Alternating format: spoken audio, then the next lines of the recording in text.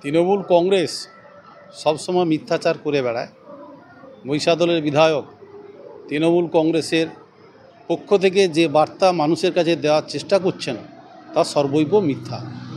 গতকাল মহিষাদল ব্লকের কিসমননাইকুণ্ডি গ্রাম পঞ্চায়েত এলাকায় তেরোপেখা গ্রামের ৪৫ নম্বর বুথে ১২টা থেকে ২টোর মধ্যে তৃণমূল কংগ্রেস আশ্রিত এবং সমর্থিত জেহাদিদের নিয়ে ভগবান রামচন্দ্রের প্রতি বছর রামনবমীতে যে পুজো হয় সেই ভগবান রামচন্দ্র এবং সীতাদেবীর মূর্তি ছিল, সীতাদেবীর মূর্তিটাকে ভেঙে তুলে নিয়ে মুখোশটাকে তুলে নিয়ে চলে গেছে এবং রামচন্দ্রের মুখোশটাকে তোলার জন্য চেষ্টা করে পারেনি, বেঁকে আছে।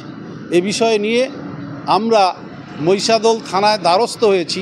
তেরোপেখা গ্রাম থেকে প্রায় ২৫০-৩০০ সমর্থক হিন্দু পরিবারের, সনাতনী হিন্দু পরিবারের লোকেরা মিছিল সহকারে এর তীব্র প্রতিবাদ জানিয়েছে এবং মাননীয় পুলিশ অফিসার আধিকারিকের কাছে নির্দিষ্টভাবে অভিযোগ দায়ের করা হয়েছে।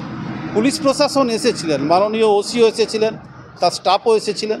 আমরা বলেছি নিরপেক্ষভাবে তার তদন্ত হোক এবং তদন্ত সাপেক্ষে যারা দোষী আছে তাদের বিরুদ্ধে ব্যবস্থা গ্রহণ করা হোক।